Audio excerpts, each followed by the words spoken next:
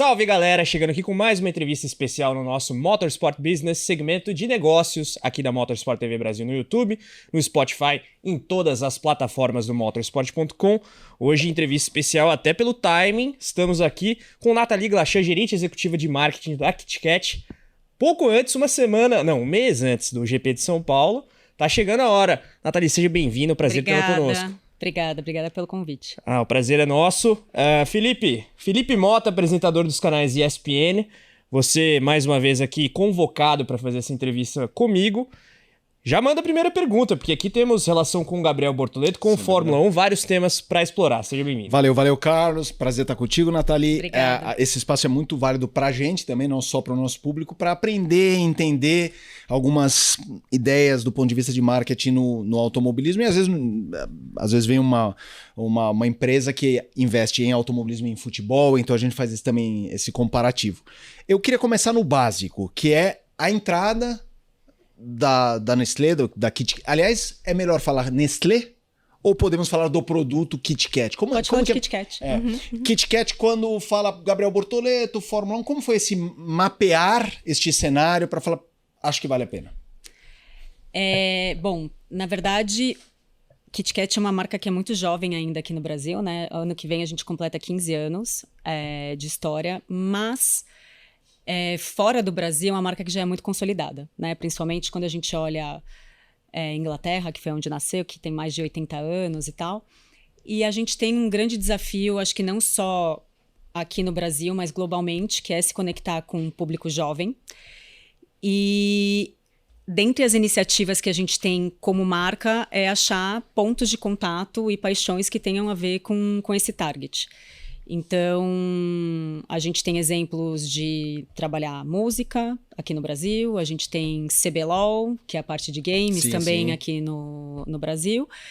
E aí, eu acho que como um dos desafios globais, né, global que a gente tinha como marca, é como que a gente pode trazer uma coisa grande, né, e que tenha a ver não só com o Brasil, mas que isso possa se identificar com outros mercados e que a gente consiga trazer esse ponto de rejuvenescimento de marca.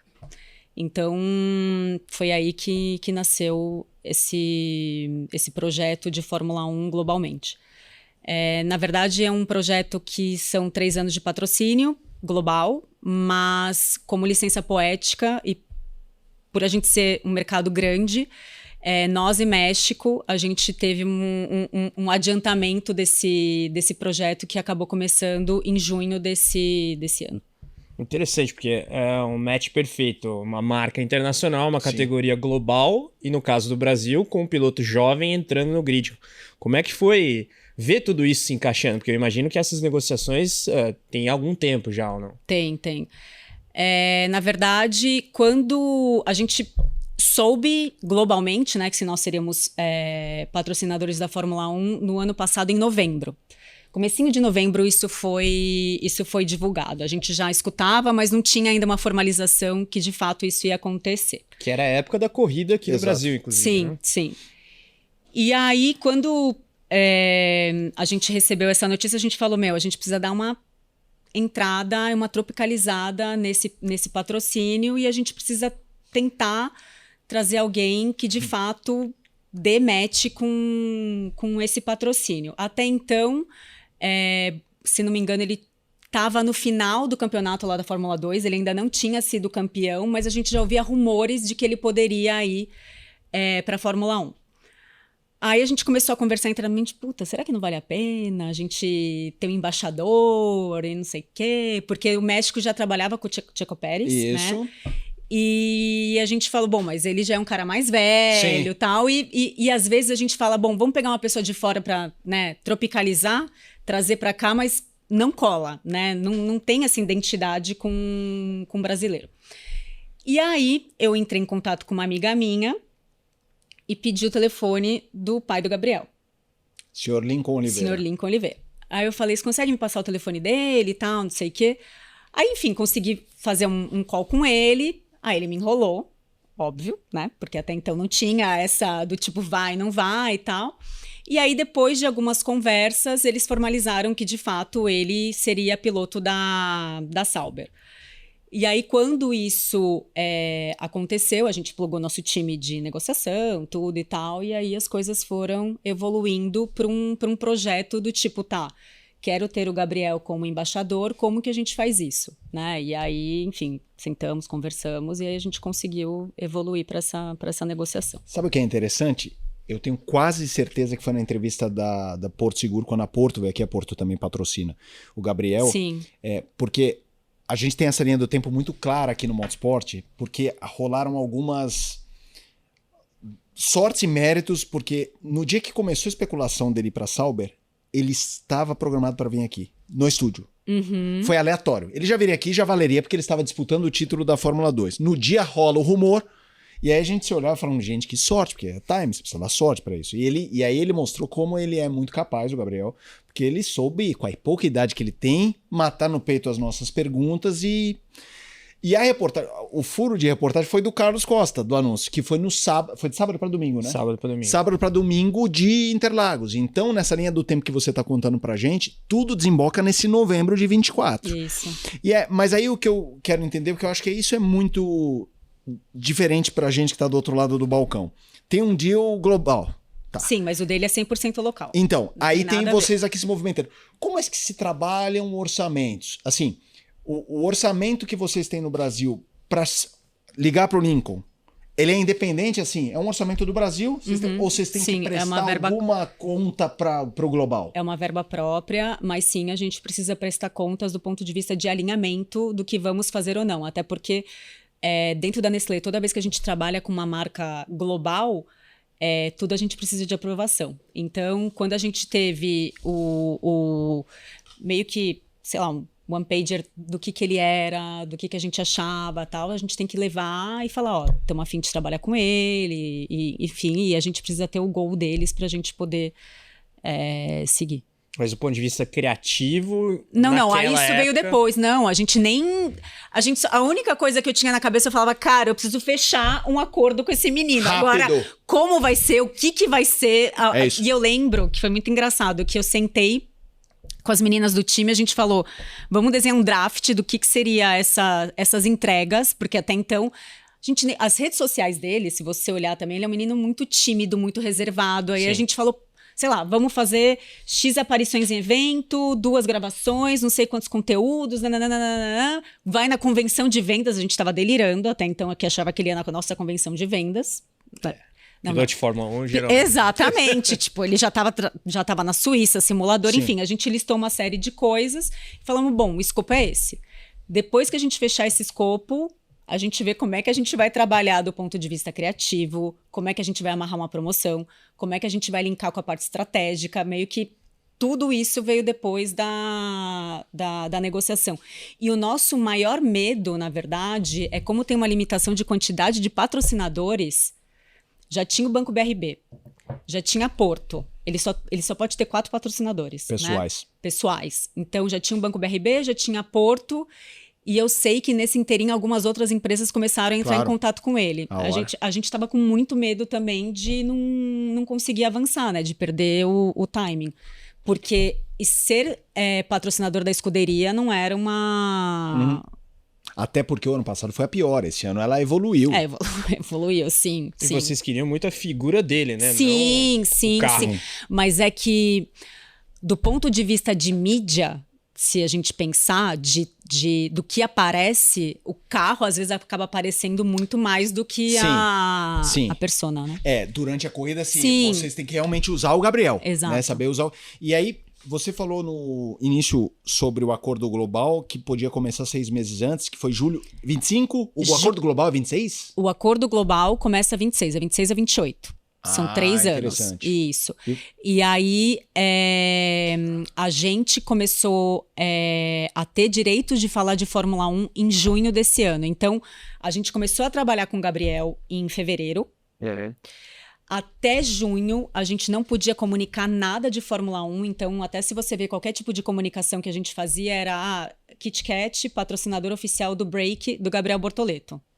Ponto. Não, vírgula, piloto de Fórmula 1. Não, vírgula, piloto de Fórmula 1. Aí depois de junho, que a gente tinha os direitos de começar a explorar a marca de Fórmula 1, aí todas as nossas comunicações viraram para Fórmula 1. Deixa eu fazer uma pergunta técnica de um exemplo que aconteceu comigo. Eu vou dar esse exemplo aí pro fã, só para virar ilustrativo. Na cobertura do acidente do Felipe Massa, eu estava lá na Hungria, eu fiz a cobertura. Foi uma boa cobertura e a Jovem Pan fez um anúncio de página no Estadão para falar da cobertura. E ela usou a palavra Fórmula 1.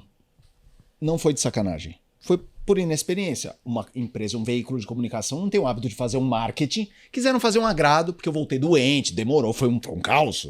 Massa quase morreu. Então, assim... E teve uma pessoa que dedurou. Teve uma pessoa... Enfim, espírito de porco tem em tudo que é lugar, né? Dessas pessoas a gente não consegue ter um break. Né? E uma pessoa dedurou para a Fórmula 1. E a Fórmula 1 notificou a Jovem Pan por usar a palavra Fórmula 1. Quais são os do's e don'ts que... Você falou, patrocinador oficial do break do Gabriel. Quando virou oficial... Pode usar a palavra Fórmula 1? Não pode usar a palavra Sauber? Eu sei que não é nem o interesse. Não. Mas da Sauber, Bortoleto. Nada. Da Sauber, nada. E F1 pode? Quando a gente recebe um guide, né, de tudo que a gente pode usar ou não usar em termos de aplicação. E aí, com esse guide, a gente compartilha isso com a nossa agência para eles poderem aplicarem nos nossos assets que a gente desenvolve. Mas, por exemplo, do ponto de vista de comunicação, o que a gente acaba usando mais é que provavelmente acho que a maioria dos patrocinadores fazem isso, é o logo de Fórmula 1 com tracinho mais a marca. Só que, por exemplo, tem o tamanho, tem a proporção, tem todo um jeito bem, que precisa usar. Por exemplo, na comunicação que a gente fez da promoção, que a gente estava falando do GP de São Paulo, você tem que mencionar MSC, o nome certinho do jeito que é o GP. Perfeito. E aí tudo é obrigado a passar por eles e ter a aprovação deles. E no caso, o fato de a KitKat globalmente ter um acordo facilitou, atrapalhou? Dá para ter alguma mensuração disso? Nesse primeiro período de trabalho, que é agora junho até o final do campeonato? Mas no sentido, qual sentido? Por exemplo, você quer fazer uma ativação no GP de São Paulo. A KitKat é parceira da Fórmula 1 em nível global. Teve ali... Isso tá no deal, isso tá no acordo. Porque... Era só o GP de São Paulo, por isso que eu falei, era GP de São Paulo e o GP do México. Isso tá dentro do acordo desse ano.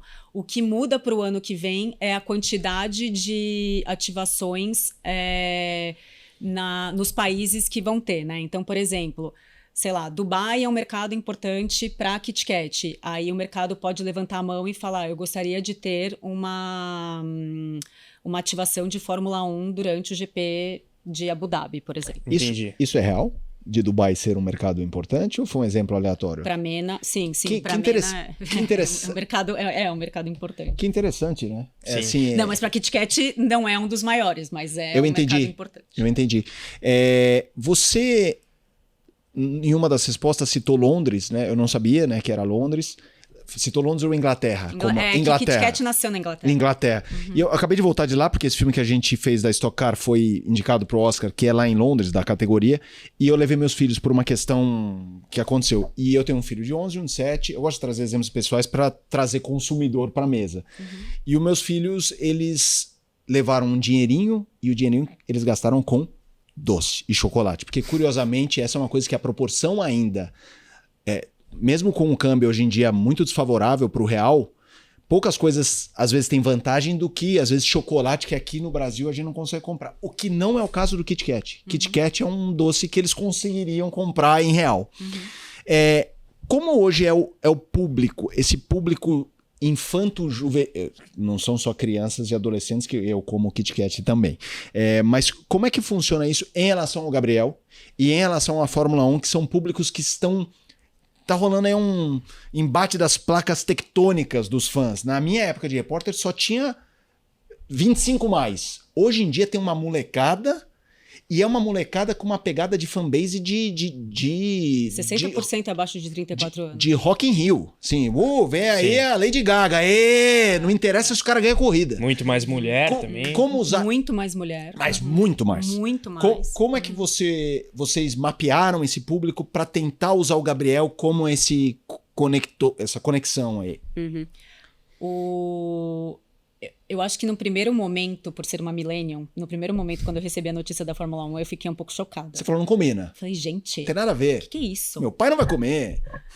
E aí, depois que a gente começou a estudar a fundo, começamos a plugar instituto, começar a ver tendência, Cara. aí você pluga meta, TikTok, enfim, 1 milhão de coisas, você começa a ver É bizarro. quão errado você está. É isso. Então, foram primeiro, a quantidade de meninas que são fanáticas por Fórmula 1. No entanto, que na promoção que a gente fez agora, todos os influenciadores que a gente usou, eu falei, eu só quero usar menina para falar de Fórmula 1. Porque é quebrar um paradigma de um esporte que é extremamente masculino. O segundo ponto é a quantidade de conteúdo que se gera dentro do TikTok sobre Fórmula 1. E aí é muito, não só sobre a corrida em si, mas sobre a vida dos pilotos, 100%. sobre bastidor, assim, é uma coisa muito legal. E até, assim, elas explicando regras e uma série de coisas, isso eu acho muito, muito legal.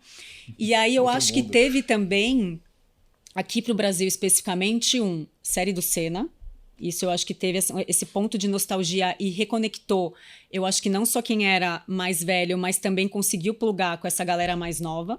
Aí depois disso, já o Drive to Survive, que já era uma coisa gigante dentro do Netflix, mas que sinceramente não tinha noção da importância que tem esse... É absurdo. É inclusive o que mudou. É o que mudou. Tudo isso que você tá falando começou ali. Exatamente, Drive to Survive.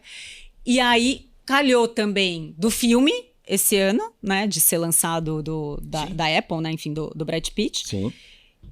E quando a gente falou, bom, precisamos ter uma pessoa jovem que se conecte com a marca e piloto, Gabriel, 20 anos, Gabriel, gamer, nível hard, Nível hard. hard, gamer, e o cara, ele é apaixonado por chocolate. Falei, bom, temos aqui tudo que a gente precisa. Mas de bola. isso que a gente conversou do público, né? Pô, eu lembro a primeira vez que eu fui na arquibancada de Interlagos como fã em 2015.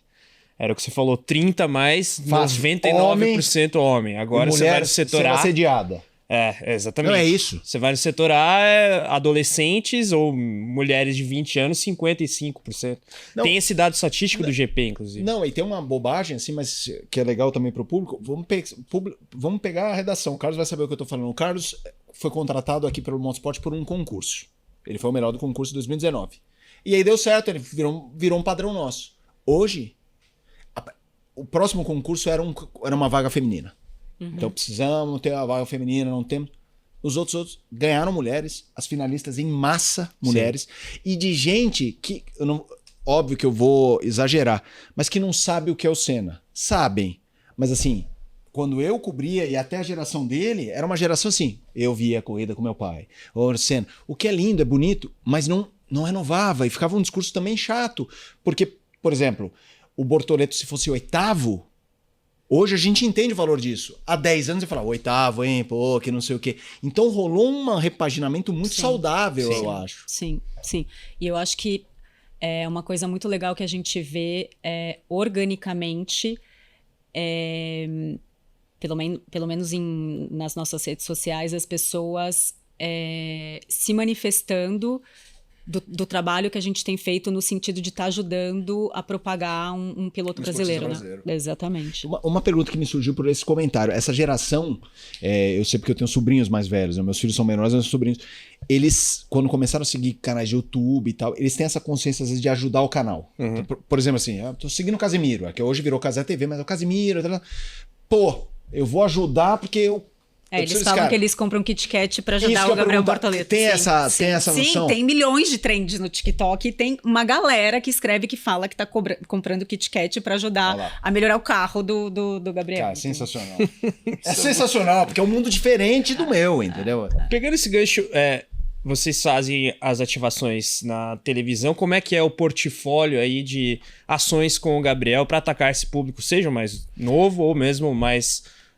Na verdade, na TV é só a transmissão, não tem nada além disso. O nosso trabalho está muito mais forte no digital. Então, E é uma coisa bem 360. Então, a gente tem um squad de influenciadores que são menores, né? Que, enfim, até para eles poderem produzir mais conteúdo. E, de fato, são pessoas que têm uma relação com a audiência deles muito forte, que são mais novas, exatamente que a gente acaba trabalhando.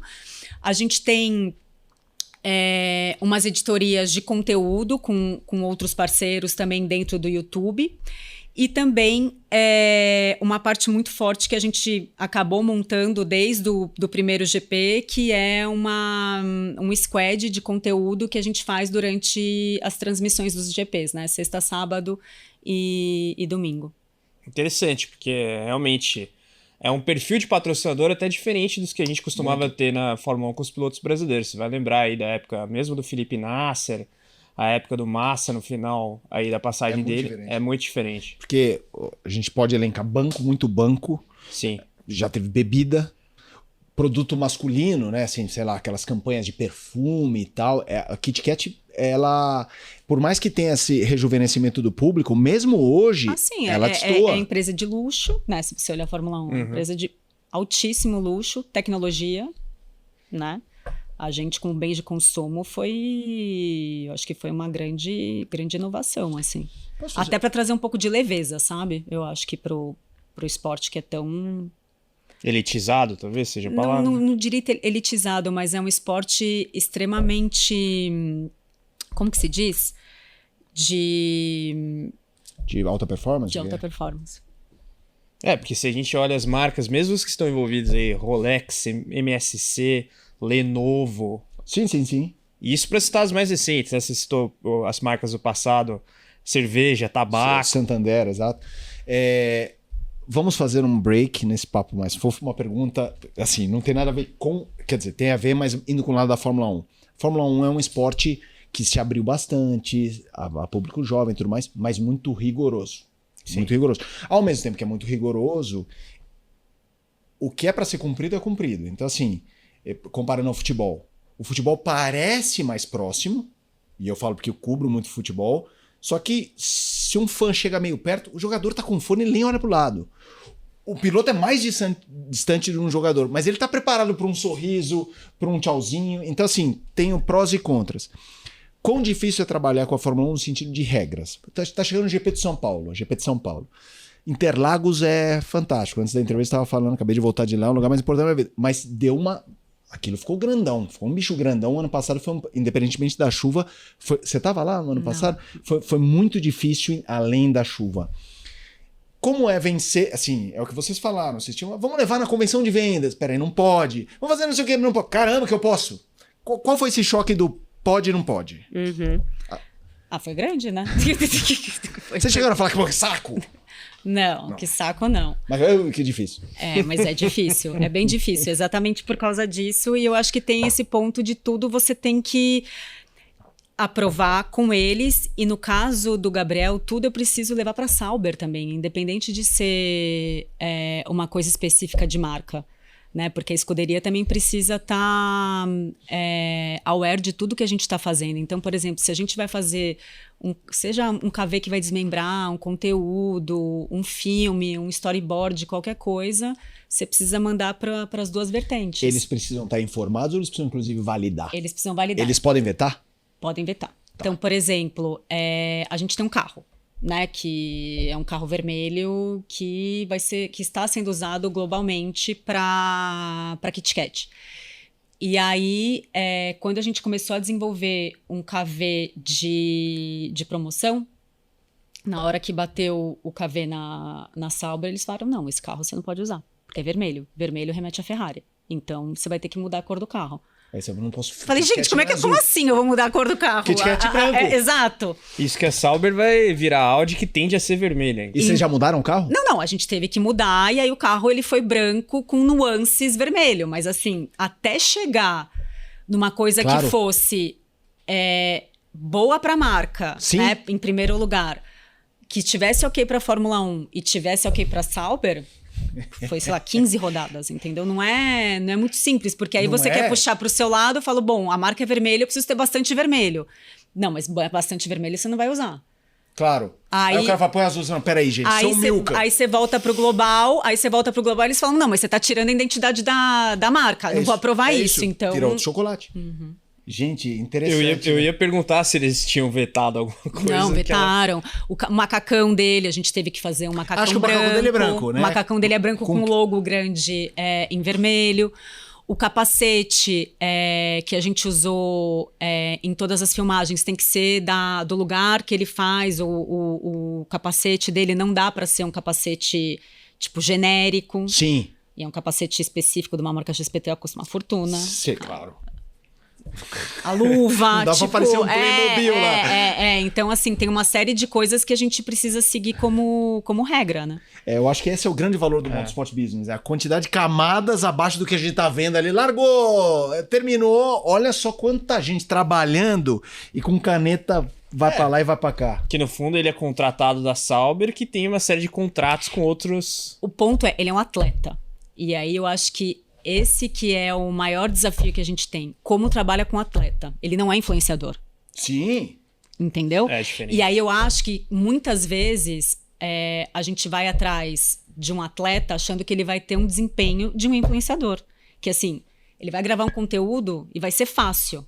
Ele vai fazer, sei lá, um filme, vai ser fácil. Ele vai fazer um publi, vai ser fácil. Gente, não é, porque ele é um atleta. Ele não é um influenciador. E olha que ele é até bom de comunicação. Você tem alguns atletas que... Sim. Não, e eu acho que a grande diferença, Nathalie, ele é um atleta que responde por diversos interesses corporativos que ele... Porque assim, um jogador de futebol, ok, o Arsenal, o Barcelona, é uma companhia.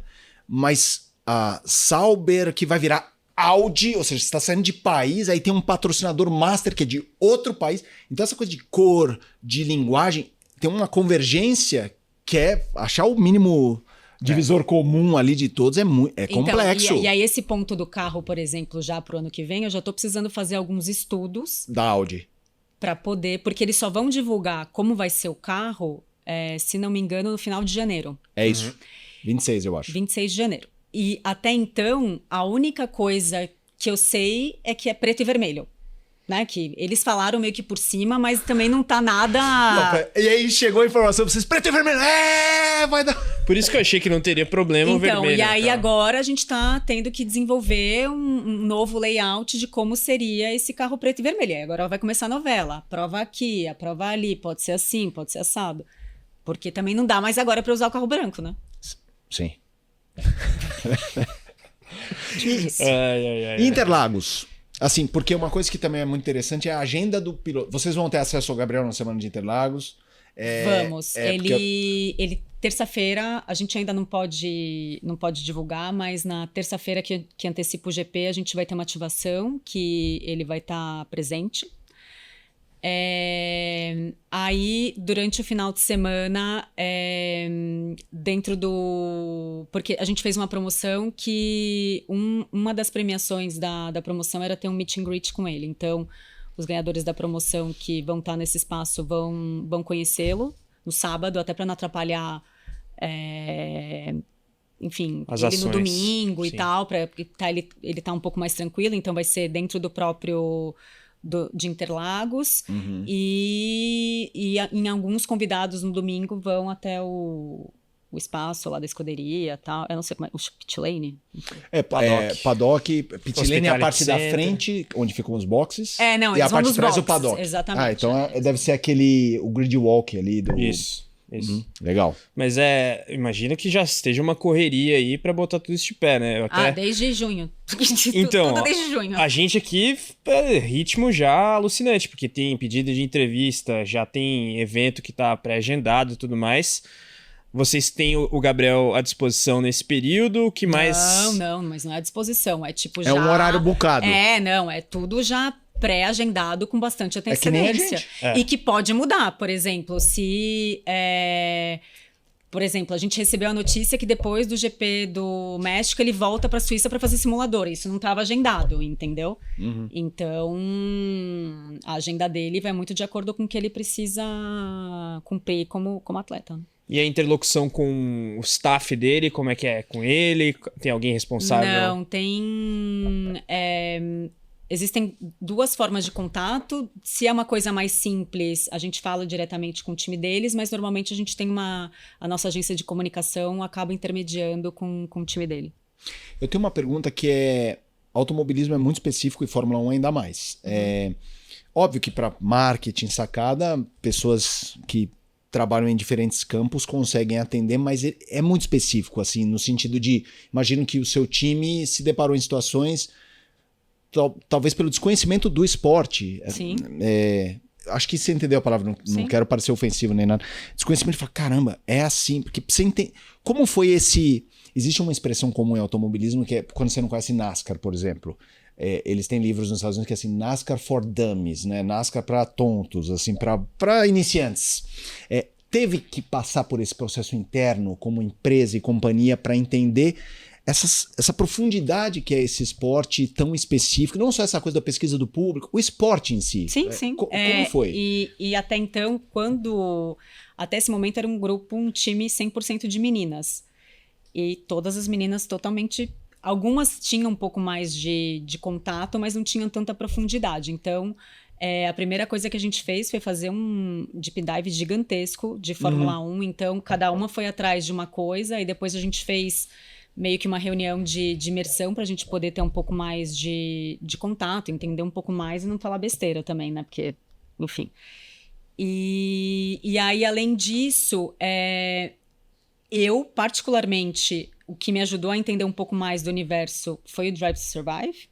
Tipo, eu assisti a primeira e a segunda temporada, não entendia nada. Falei, gente, o que é aquilo? Assisti isso, que é muito coisa de menino, né? Assisti isso e muita coisa de TikTok. Ficava horas. E influenciador, né? Pô. E o TikTok hoje em dia tem uma riqueza de conteúdo tal sobre Fórmula 1 que é praticamente um Google de Fórmula 1. É porque às vezes você quer ter conteúdo rápido, né? Não quer ficar olhando um vídeo de... Ver a corrida de 1h30. 1h30. Você só quer entender algumas coisas, o que tá passando e tal. E aí você tem isso de uma maneira muito fácil, né? Eu acho que prende atenção, mas de um jeito mais fácil, sabe? Sim, total. Mas eu acho que isso se verifica muito no conteúdo que a gente produz no motorsport.com, que é completamente diferente do que era, por exemplo, 10 anos atrás, quando começou o site. Eu acho que a grande dificuldade nossa hoje em dia é que a gente não fala com o mesmo público. Antes era uma coisa razoavelmente única, que não necessariamente agradava a todo mundo, mas hoje não. Hoje você tem que pensar, por exemplo, o nosso público do site é um pouco mais xiita. Eu não posso fazer um conteúdo meio TikTok no site, que o público... Além da credibilidade, porque lá na Inglaterra, motorsport.com, autosport.com é a bíblia. Então você tem que respeitar essa marca. Tá bom, mas se eu fizer isso no TikTok, eu não pego ninguém, ou no YouTube. Então é muito curioso, assim, hoje como o público ficou... Eu acho isso muito rico, assim, porque na época que eu cobri Fórmula 1 era Rubens Barrichello e Felipe Massa. Pra mim, dois grandíssimos vencedores. Quantas vezes eu voltei pro Brasil e eu vi a gente... porque não ganha, porque não sei o quê. Isso não existiria. Existiria, mas não de... 90% do público, poderia ter 30% do público. Que é isso, olha o que o Gabriel está fazendo, é louvável? É louvável. Outros fizeram isso e não tiveram um tratamento louvável que ele teve, por exemplo, Felipe Nasser, por exemplo. Então eu acho que essa é um valor extra que a gente está ganhando aí. Pegando esse gancho, vocês já têm assim, números sobre impacto em audiência do ponto de vista de estratificação etária, atingir mais jovens, um perfil mais intermediário, como que é isso? Sim, é que do ponto de vista de mídia, a gente consegue segmentar, então... já vai focado para um público X ou Y. Isso já vai super focado, não só do ponto de vista de interesse, mas também demográfico, o jeito que a gente trabalha. Mas quando a gente olha das pessoas que interagem com a gente... majoritariamente é jovem, e aí quando a gente extrai os dados do ponto de vista de métrica de ferramenta de pesquisa, que a gente tem Nielsen, por exemplo, Homescan, né, que é onde a gente olha a penetração nos lares, majoritariamente o nosso target ele é de 18 a 24 anos. Tipo, 35% tá nessa faixa etária. Então, o que a gente faz é uma métrica que a gente compra a cada 6 meses, é ver se tá estável, se não tá, se tá caindo, se não tá, principalmente nessa faixa etária. Mas é interessante porque é justamente esse público que tá chegando no esporte de maneira mais forte agora. Porque tudo bem, ainda tem um público 40 mais muito grande na Fórmula 1, mas esse público 25 aí é o que mais está crescendo no momento. As pesquisas, inclusive do motorsport.com junto à Fórmula 1, comprovam isso. A minha pergunta é correlacionada um pouco com o que a gente vive aqui. Quanto uma boa corrida ou uma má corrida interfere nesse buzz? Assim, não tô nem falando de resultado, mas também. Gabriel Bortoleto, sexto, oitavo, ou uma corrida agitada, Verstappen, não sei quem se bateram na frente. Quanto uma corrida boa impacta em retorno? Ou vocês têm como medir isso? Então, na verdade, o que a gente acaba fazendo é tentar ser um pouco mais sharp no sentido de sempre tentar trazer uma novidade boa, mesmo que não seja boa, entendeu? Mesmo que o resultado final não tenha sido bom, mas sei lá, ele fez uma ultrapassagem X que foi melhor do que a corrida passada, ele fez uma volta Y que foi melhor tempo do que a vez passada, é tentar achar um ângulo que seja positivo justamente desse ponto que você estava falando. Ele pode não ter sido melhor, ele pode não ter feito um bom resultado, mas a gente acredita muito que precisamos apoiá-lo para que ele consiga ir melhorando, né? A última corrida do GP de Singapura não foi um resultado bom para Sauber, mas a corrida dele foi muito sólida. O último stint ali é que, de fato, prejudicou por conta da estratégia. Mas, enfim, aqui é um assunto muito motorsport. Queria perguntar os próximos passos aí. Redesenhar o carro por conta da chegada da Audi. Redesenhar o carro. Estamos super ansiosos, né, para, enfim, esse ano no GP de São Paulo, né, para a gente ver como é que vai ser, como é que vai acontecer. Então, a gente está bem ansioso. Para o ano que vem, a gente vai mudar um pouco a estratégia de como a gente atua esse ano, do ponto de vista de, enfim, algumas ativações. Eu acho que foi um ano que a gente teve muito aprendizado e agora como é que a gente evolui para fazer melhor para o ano que vem, né? Felipe? Que nem a Fórmula 1, né? Os upgrades, né? O carro, você vai melhorando o carro e tal. E eu acho que isso é o mais legal de você usar o digital. É você medir resultado. Não só medir resultado e falar, como é que eu vou fazer melhor? Como é que eu vou evoluir? Como é que eu vou fazer diferente? O que eu fiz esse ano que, sei lá, achava que ia ter um resultado bom e não teve, seja de alcance, seja de engajamento, ou achava que um conteúdo X ia fazer efeito, não fez. Então, isso que eu acho que é o mais dinâmico, sabe? O que é legal desse papo é que as perguntas vão aparecendo. Me surgiu, porque a gente vive isso aqui também no ponto de vista de conteúdo. Quantas vezes a gente fez um vídeo recentemente que a gente julgava ruim, que deu 1.600.000 views. E a gente fez um vídeo que a gente julgava genial, que deu 4.000 views. E ao mesmo tempo que dá resultado e tal, às vezes também tem a parte boa, você fala, deu resultado, e ao mesmo tempo a frustração, você fala, cara, mas eu tenho consciência que o que deu menos audiência é melhor. Na minha concepção, na sua concepção, né? Não, sim, mas do ponto de vista que a gente às vezes tem essa questão não só do resultado, da questão da criatividade, da como apuração. é isso? Da apuração, uma notícia do que uma galhofinha. Não que tenha sido uma galhofinha, mas do ponto de vista comercial, como que é isso? De fazer uma coisa que você julga talvez um pouco mais simples ou mais baixa, bomba. E um negócio com produção, às vezes mais orçamento, mais investimento. Gente, como que é isso do ponto de vista de marketing? Eu nunca tinha parado pra pensar até você falar isso na última. E a questão acontece também, acontece direto. Tem coisa que tem que ser muito instantânea. Tem coisa que tem que ser muito instantânea, tem coisa que tem que ser mais produzida, que exatamente. Você acha que você vai fazer uma produção, tipo, animal, o negócio vai bombar e não tem o resultado que você vai ter. E às vezes, ou muitas vezes, você faz uma coisa extremamente simples. E aí eu acho que é isso que gera identificação com o público. E aí passa muito mais verdade, né? Então isso acontece direto com a gente. Direto. Acho que ainda mais no digital, né? Porque tem essa relação mais de engajamento e é um suporte um pouco mais, assim, não vou dizer mais criativo do que seria televisão ou rádio, mas ele tem mais perfis de público e de conteúdo, né? Sim. Não, e eu acho que a grande dificuldade como influenciador ou como criador é lidar com isso, porque aí você tenta replicar o modelo que deu certo, não necessariamente vai dar certo. Não vai dar certo. Exatamente. Eu tinha uma frase assim, o que me incomoda é quando eu comecei a fazer redes sociais, que assim, eu acerto sem saber que tô acertando, às vezes, e eu erro também, esse entendimento, e daí você fala, não, mas é isso. tem que fazer, né? Não muito com a consciência do que vai dar. Claro, você tem ali uns parâmetros, mas sem ter a certeza. Não é que nem estratégia de Fórmula 1, né? Que tudo é nos milésimos. Acho que é isso. E ainda assim, às vezes, não ocorre não acontece. Planejado. Vídeo carro vermelho, que já deu problema para ela. É isso. Esse mundo da Fórmula 1 é complicado. Nathalie, eu queria agradecer demais a sua visita aqui. Obrigada a vocês. Parabéns aí pelo trabalho de vocês. Obrigada. Saldo positivo esse ano. Acho que a repercussão da parceria Kit Kat Bortoleto, futuramente Fórmula 1 nível global, já dá para mensurar nas nossas redes sociais, inclusive. Não, sem dúvida. E eu acho que essa coisa, embora não seja só uma parceria voltada a resultado, pelo que foi a Sauber o ano passado, acho que todos os resultados desse ano foram muito positivos, da Sauber como um todo.